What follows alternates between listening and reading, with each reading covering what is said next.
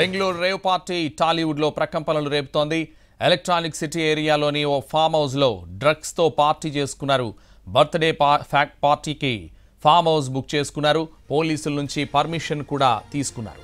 అందులోనే drugs enter అయ్యాయి. సోమవారం తెల్లవారుజామున పోలీసులు రైడ్ చేశారు. ఈ పార్టీలో మందు విందులతో పాటు పెద్ద ఎత్తున డ్రగ్స్ వాడకం కూడా జరిగింది.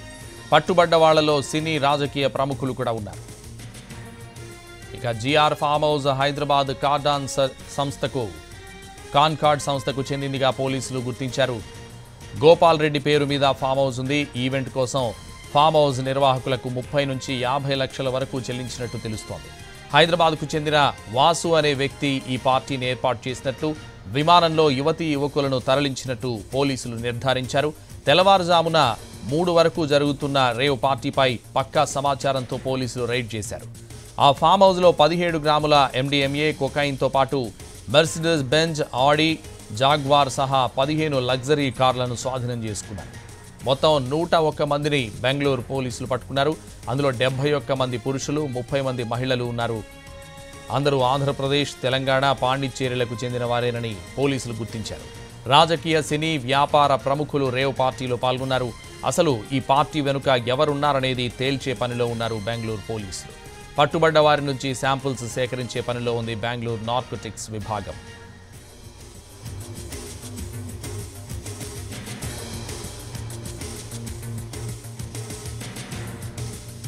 బెంగళూరు పోలీసులకు పట్టుబడ్డ వారిలో చాలా మంది పేర్లు బయటకు వస్తున్నాయి. టాలీవుడ్ యాక్టర్ శ్రీకాంత్ పేరు కూడా వినిపించగా, తాను హైదరాబాద్లోని ఇంట్లోనే ఉన్నారని, బెంగళూరు వెళ్లలేదంటూ వీడియో రిలీజ్ చేశారు. క్యారెక్టర్ ఆర్టిస్ట్ హేమ పేరు కూడా వినిపించింది. అయితే తాను హైదరాబాద్లోనే ఉన్నారని, బెంగళూరు రేవ్ పార్టీతో సంబంధం లేదని హేమ వీడియో విడుదల చేశారు. హేమ వీడియో రిలీజ్ చేసిన కాసేపటికే పోలీసులు ట్విస్ట్ ఇచ్చారు. ఆమె పార్టీలో పాల్గొందంటూ బెంగళూరు పోలీసులు ప్రకటించారు. ఆమె వీడియో రిలీజ్ చేసి అందరినీ తప్పుదో పట్టించారని సమాచారం. మిస్లీడ్ చేసిన హేమపై అధికారులు మరో కేసు పెట్టినట్టు తెలుస్తోంది. ప్రస్తుతం హేమ బెంగళూరు పోలీసుల అదుపులోనే ఉన్నట్టు వార్తలు వస్తున్నాయి. రేవ్ పార్టీలో దొరికిన కారుతో ఆంధ్రప్రదేశ్ మంత్రి కాకాణి గోవర్ధన్ రెడ్డికి సంబంధం ఉన్నట్టు కన్నడ మీడియాలో వార్తలొచ్చాయి. కారుపై ఉన్న ఎమ్మెల్యే స్టిక్కర్ గోవర్ధన్ రెడ్డిదేనంటూ వచ్చిన వార్తలను కాకాణి ఖండించారు. రేవ్ పార్టీలో దొరికిన కారుతో తనకు సంబంధం లేదన్నారు. కారుపై ఉన్న స్టిక్కర్ ఒరిజినలా, ఫోటో కాపీనా అనేది పోలీసులే తెలుస్తారని స్పష్టం చేశారు. 2023తో ఆ స్టిక్కర్ కాలపరిమితి ముగిసిందన్నారు కాకాణి గోవర్ధన్ రెడ్డి.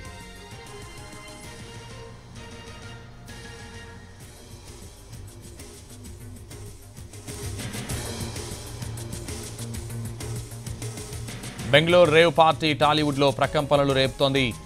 ఎలక్ట్రానిక్ సిటీ ఏరియాలోని ఓ ఫామ్ హౌస్లో డ్రగ్స్తో పార్టీ చేసుకున్నారు. బర్త్డే పార్టీకి ఫామ్ హౌస్ బుక్ చేసుకున్నారు. పోలీసుల నుంచి పర్మిషన్ కూడా తీసుకున్నారు. అందులోనే డ్రగ్స్ ఎంటర్ అయ్యాయి. సోమవారం తెల్లవారుజామున పోలీసులు రైడ్ చేశారు. ఈ పార్టీలో మందు విందులతో పాటు పెద్ద ఎత్తున డ్రగ్స్ వాడకం కూడా జరిగింది.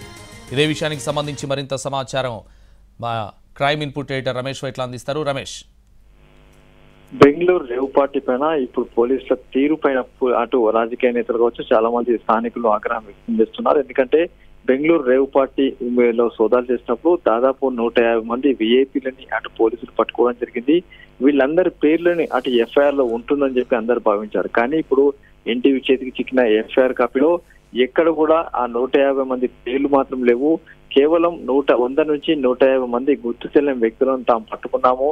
ఏదైతే వాసు బర్త్డే పార్టీలో జరుగుతున్న అల్లరి సంబంధించిన సమాచారం వస్తే అక్కడికి వెళ్లి ఆ బర్త్డే పార్టీలో చెక్ చేయగా డ్రగ్స్ తో పాటు కొంత చెరసు, గంజాయి లాంటివి దొరికింది. అయితే కొంత డ్రగ్స్ బాత్రూమ్ లో విచ్చలవిడిగా పడేసినట్టుగా మనకు కనబడింది. అయితే దీన్ని స్నిఫర్ డాగ్స్ తో పూర్తిగా తనిఖీలు చేశాం. అయితే అక్కడ ఉన్న 100-150 మందిని గుర్తు తెలియని వ్యక్తులను తాము అదుపులో తీసుకున్నామని చెప్పి ఎఫ్ఐఆర్ లో పేర్కొనడం జరిగింది. అయితే ఎఫ్ఐఆర్ లో కంపల్సరిగా ఎవరైతే వాళ్ళని పట్టుకున్నారో 150 మందిని పట్టుకున్నారో వాళ్ళ పేర్లను కంపల్సరిగా ఎఫ్ఐఆర్ లో జోడించవలసి ఉంటుంది, ఎఫ్ఐఆర్ లో పెట్టవలసి ఉంటుంది. కానీ బెంగళూరు పోలీసులు మాత్రం ఎఫ్ఐఆర్ లో వాళ్ళ పేర్లు పెట్టకుండా కేవలం 100 నుంచి 150 మంది గుర్తు తెలియని వ్యక్తులను తాము పట్టుకున్నామని చెప్పి ఎఫ్ఐఆర్ జారీ చేయడం ఇప్పుడు విమర్శకు దారితీసి చెప్పొచ్చు. ఎందుకంటే పెద్ద ఎత్తున రేవ్ పార్టీ, డ్రగ్స్, తర్వాత చెరసు, గంజాయి లాంటి అక్కడ దొరికినప్పటికీ అక్కడ హైదరాబాద్, తెలంగాణ, ఆంధ్ర, కన్నడ, తమిళనాడు సంబంధించిన రాజకీయ నేతలతో పాటు అటు సినీ ప్రముఖులు చాలా మంది దొరికినప్పుడు కూడా అందులో ఎవరి పేర్లను అందులో చోచకపోవడంతో ఇప్పుడు విమర్శలు దారితీస్తుందని చెప్పొచ్చు.